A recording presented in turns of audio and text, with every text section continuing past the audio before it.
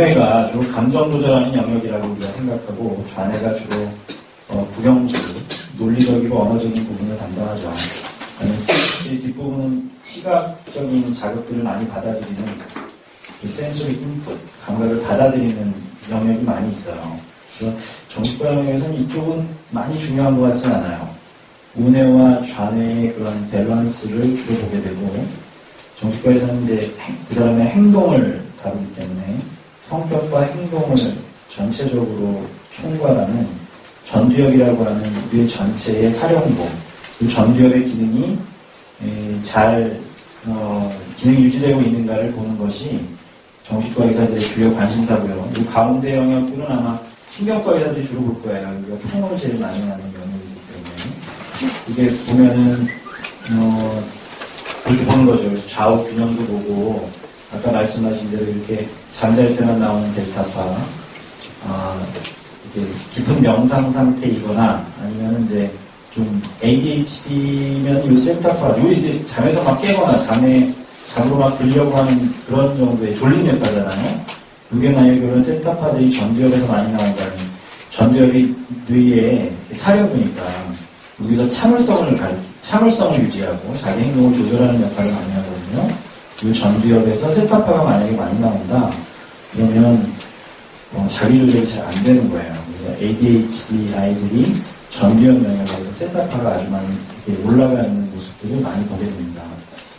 알파파 같은 경우도 이제 베타파 이런 것들이 아까 잘 설명해 주신 대로 그런 이제 의미를 가지고 있죠. 그런 뇌파들이 어떻게 분포하는가를 퀴즈를 찍으면 이런 이제 데이터를 볼 수가 있습니다. 이게 뭐냐면 보시는 방법이 동그라미 아까 말씀드린 대로 앞에 코가 있는 거예요. 여기가 정수기죠. 여기가 뒤통수고 여기가 왼쪽 귀가 있는 곳이고 여기가 오른쪽 귀가 있는 곳이에요. 요 컬럼 여기가 정상이에요. 정기가 아까 말씀드린 대로 남자는 남자, 여자는 여자, 저는 나이별로 어린애들, 성인, 노인 이렇게 나눠가지고 데이터를 사람들이 분석해서 평균값을 이렇게 그림으로 그려놔 준 거예요. 이 정상이죠. 정상은 특징이 뭐냐면 좌우 대칭이에요. 좌뇌와 우뇌는 하는 일은 다르지만 그 뇌파의 강도는 똑같아야 돼요. 그래서 항상 좌우의 균형이 균일합니다. 그리고 네 가지 그림이 나와 있는 것은 이건 잠잘 때 나오는 델타파가 얼마만큼 세게 나오느냐를 그림으로 보여주는 거예요. 얼마만큼 세게 나오느냐. 근데 빨간색은 강하게 나온다는 뜻이고 이렇게 무지개 색깔로 쭉 스펙트럼으로 파란색이 되면 약하게 나온다는 뜻이에요. 델타파가 강하게 나오는 거와 약하게 나오는 것을 색깔로서 구분해 주는 거예요. 여기 델타파의 정상, 세타파 정상, 알파파 정상, 베타파의 정상 모양입니다. 실제 그 사람의 데이터를 우리 기계가 아까 말씀하신 대로 32군데에서 뇌파를 분석해줘요. 32군데에서의 뇌파를 쫙 검사를 해가지고 그 세기를 이렇게 색깔로 이쁘게 표현을 해준 거예요. 이 사람 같은 경우는 이제 만약에 베타파를 보면 붉은색이 정상적으로 25% 정도 나와야 되는 거거든요. 근데 좌뇌와 우뇌가 이렇게 대칭적으로 나와줘야 되는데 이 사람은 25%는 맞는데 이 좌뇌가 거의 없어지고 우뇌만 이렇게 많아진 거죠. 그러니까는 국영수를 잘 못했을 거고 대학을 잘 못 갔을 거고 추정을 해볼 수가 있습니다. 이 우뇌만 이렇게 발달하는 거죠. 사실 이 우뇌와 좌뇌는 되게 유명해서 좌뇌를 쓰는 사람들은 이제 인문계 고등학교 갈 때부터 사실은 좌뇌 쓰는 친구들은 인문계 고등학교를 가는 거예요. 우뇌 쓰는 친구들은 우뇌를 개발하기 위해서는 예체능계로 가는 거고 이 좌뇌 우뇌가 전혀 하는 일이 이렇게 다르기 때문에 이게 해서 구별을 해봅니다. 근데 100% 코릴레이션 되는 것은 아니죠. 100% 이렇게 맞는 것은 아니지만 어느 정도는 IQ하고 사실은 조금 좀 이렇게 비슷한 부분도 있더라고요. 좌뇌 IQ와 우뇌 IQ가 사실은 다르게 측정이 되거든요. 그래서 조금 이게 이제 정상에 빨간색이 무조건 좋은 것이 아니라 여기 빨간색이 만약에 32%로 체크가 되어 있다면 빨간색은 나쁜 겁니다. 왜냐하면 너무 과활성화되어 있는 거고 과활성화되어 있는 것은 정상 기능에서 벗어난 거기 때문에 여기 있는 퍼센티지를 같이 봐주셔야지 되죠. 이렇게 옆에 있는 그림하고 요게 이제 고객의 데이터니까 옆에 있는 그림과 같아야 되는데 이렇게 틀리니까 치료를 받아야 된다고 고객을 설득할 수 있습니다. 이 사람은 대체적으로 좌측 전두엽이, 왼쪽 전두엽이 상당히 많이 델타파가 많이 나오는 거죠. 왼쪽 전두엽에 델타파가 많이 나오는 것은 왼쪽 뇌가, 왼쪽 전두엽이 자고 있다 이렇게 생각하시면 됩니다. 왼쪽 뇌가 자고 있으면 우울증이 잘 생깁니다, 실제로. 그래서 우리가 TMS를 할 때 왼쪽 뇌에다가 M1 모드로 자극을 주죠. 왼쪽 뇌를 M1 모드로 자극한다는 것은 1초에 20Hz의 자극을 줘요. 그래서 2초 동안 40번을 정기 자극을 무진장 빠르게 2초 동안 40번을 주거든요. 그래서 얘를 깨우는 겁니다, 사실은. 막 깨워요. 그래서 우리가 M1 모드가 주로 우울증 모드인데 이렇게 왼쪽 전두엽 영역에서 델타파가 많이 나올 때 우울증인 경우가 많은데 여기다가 M1 모드를 사용하게 되면 이 뇌파가 정상화된다는 거죠. 왼쪽 전두엽이 깨지면 액티베이션 활성화가 됩니다. 그러니까 우울증이 치유가 되는 거죠. 근데 세로토닌이나 이런 약물을 쓰는 것보다 무진장 빠르게 오늘 저녁부터 좋아질 수가 있는 거죠. 약은 한 2, 3주 걸리거든요. 그러니까 이 TMS 치료가 상당히 강력하죠. 그리고 TMS라고 하는 치료를 하기 위해서는 요 QEEG라고 하는 데이터가 아주 유용하게 환자들한테 정확한 정보를 줄 수가 있습니다. 그래서 이게 아마 우울증의 아주 전형적인 모습이죠, 사실. 좌측 전두엽 영역이 델타파가 무진장 많이 나와서 잠자고 있는 그 사람의 뇌의 전체적인 활동성을 보고 이 활동성을 가지고 그 사람의 마음 상태, 우울하냐, 불안하냐, 전두엽의 기능이 떨어져 있느냐, 뭐 이런 것들을 예측해서 우리가 어떻게 약을 쓸지, 어떻게 TMS 치료를 할지를 이제 정보를 얻자고 하는 것이 QEEG 검사입니다. 상당히 중요한 검사입니다. 많은 데이터들이 나오는 것 같아요. 몇 가지 대표적인 걸 좀 보면 우울증인 경우에 이제 대표적인 티피컬한 모습이죠. 전형적인 모습입니다. 이렇게 전두엽 쪽에서 주로 좌측 전두엽이 아까 이제 델타파를 보여드렸는데 세타파 정도만 해도 많이 느려진 거거든요. 그 세타파가 많이 증가되어 있는 그래서 여기를 M1 모드로 막 때려주는 겁니다. 그래서 많이 좋아지죠.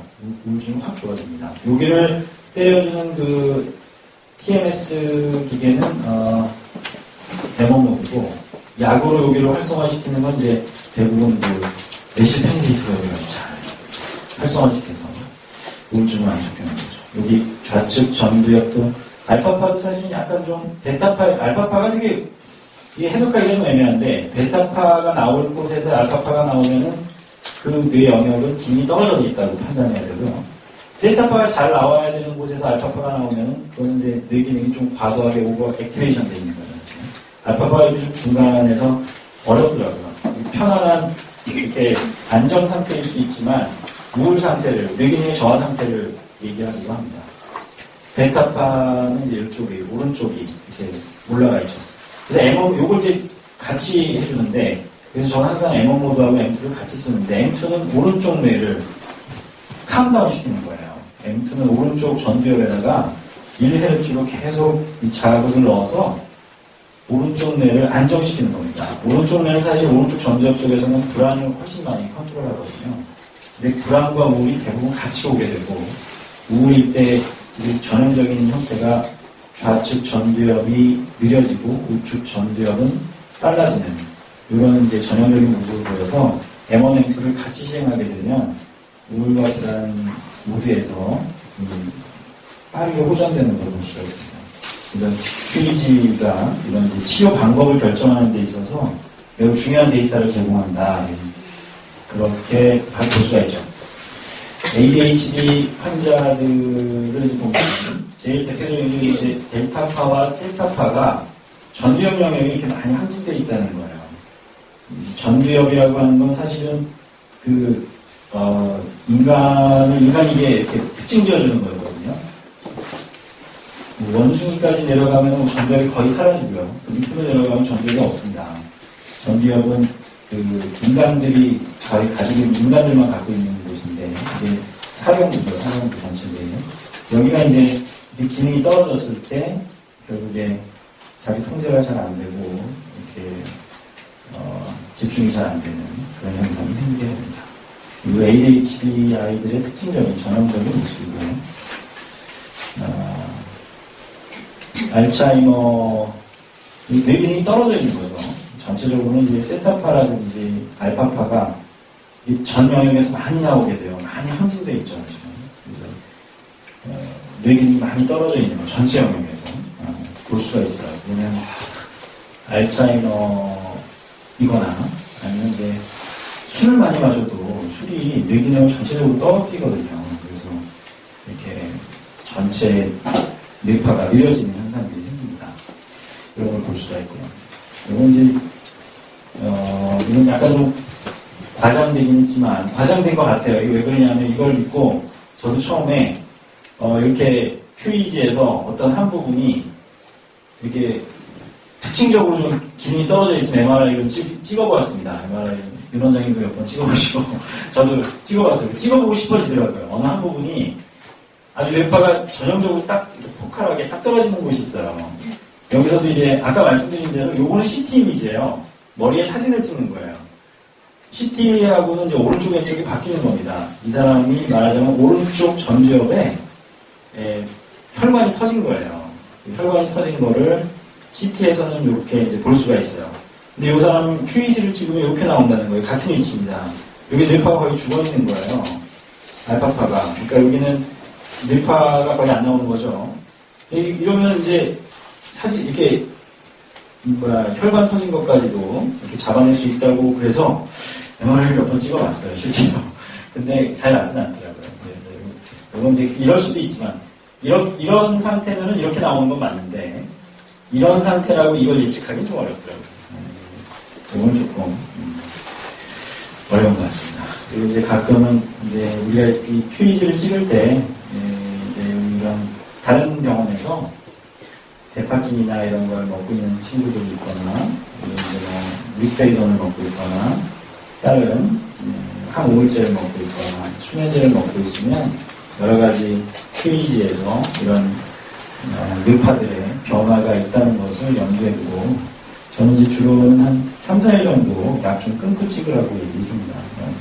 약 끊고 나서 찍자고, 그래야 베이스라인을 알 수 있고, 나중에 좋아지는 것도 그래야 내가 증명해 줄 수 있다고 이렇게 얘기합니다. 그래서 QEG를 통해서 결국 우리가 그 사람의 어떤 심리 상태나 정서 상태를 예측하고, 그걸 가지고 있는 이런 여러 가지 약들, 또 우리가 TMS라든지 뉴로피드백이라고 하는 좋은 치료 방법들을 동원해서 그 사람들을 어떻게 접근해 주는 게 제일 좋은 치료 방법인지를 우리가 판단할 수 있는 좋은 진단 자료를 제공해 주는 게 QEG 검사입니다. 이상입니다.